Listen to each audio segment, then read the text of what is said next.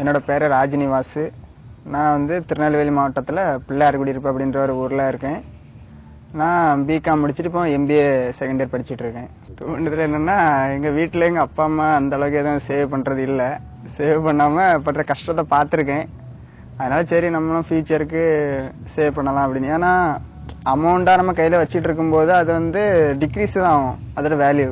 அதாவது நம்ம இப்போ ஒரு லேண்டாவோ ஒரு கோல்டாவோ இல்லைன்னா ஒரு ஸ்டாக்காக வாங்கி வைக்கும்போது அது க்ரோத்து தான் ஆகும் ஃபியூச்சருக்கு. அதனால் ஃபியூச்சருக்காண்டி வீட்டில் இது வரைக்கும் பண்ணதில்லை. சரி நம்ம ட்ரை பண்ணுவோமே அப்படின்றதுக்காக தான் பண்ணியிருக்கேன். அதாவது என்னென்னா, எனக்கு சின்ன வயசுலேருந்தே தனியாக தான் இருப்பேன். நான் பெரிய அளவில் சொந்த பந்தங்கள் கூட இருக்கிறது கிடையாது. அதனால் இப்போ எனக்கு என்னென்னா, நல்ல ஒரு பெரிய வீடாக ஒரு பெரிய பங்களா மாதிரி கட்டி எங்கள் அண்ணனும் நானும் சேர்ந்து இருக்கிற மாதிரி அப்படி நல்லா 2 ஃப்ளோராக கட்டி ஒரு பெரிய அரண்மனை மாதிரி அப்படி நல்லா பெருசாக இருக்கணும். அப்படி ஒரு பெரிய வீடு கட்டணும். அதான் இப்போதைக்கு ஒரு ஷார்ட் டேர்ம் கோலாக இருக்குது. லாங் டேர்ம் கோல் அப்படின்னா ஒரு பெரிய லேண்ட் வாங்குற மாதிரி, லேண்ட் வாங்கி அதில் கோகனட்டு இல்லை அப்படின்னா வாழை போடுற மாதிரி ஐடியா.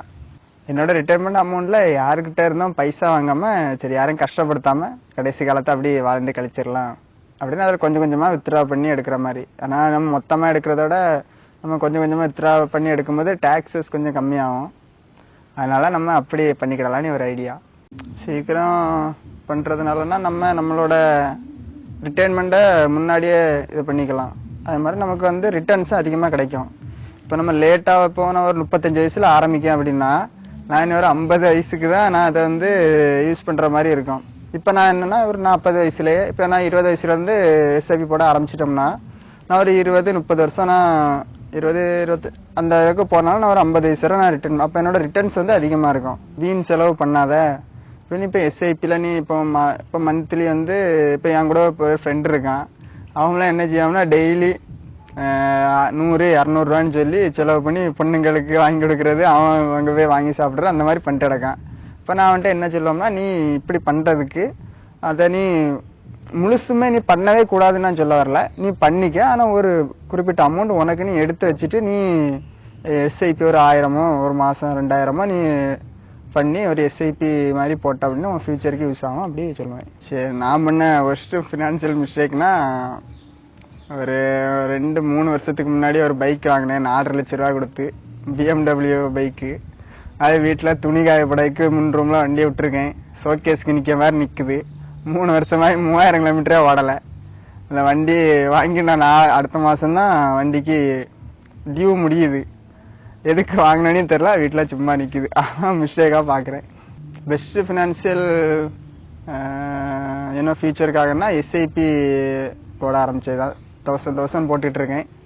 இனி ஃபியூச்சரில் அதை கூட்டலாம் அப்படின்னு பிளான் இருக்குது. எல்லாருமே நியூ இயர் வந்துட்டுனா நான் இந்த 1ஆம் தேதி வந்து ஜிம்முக்கு கரெக்டாக போயிடுவேன் அப்படின்னு சொல்லி நீங்கள் ரிசல்யூஷன் எடுப்பீங்க. அது முடிக்க மாட்டீங்கன்னு தெரியும். அதுக்கு பதிலாக நான் இந்த வருஷமாவது எஸ்ஐபி பண்ணுவேன்னு சொல்லி அதையாவது மாதம் பண்ணுங்க. நீங்கள் ஜிம்முக்கு தான் மாதம் 1000 ரூபா வருஷத்துக்கு கட்டி மாதம் ஒரு நாள் போறிய, அதுக்கு பதிலாக மாதம் எஸ்ஐபி பண்ணுங்க. மூவிங் வெல்த்து வந்து அவன் வந்து என்னோட ஃப்ரெண்டு, என்னோட ஒரு நல்ல நண்பன். என் கூட தான் படித்தான்.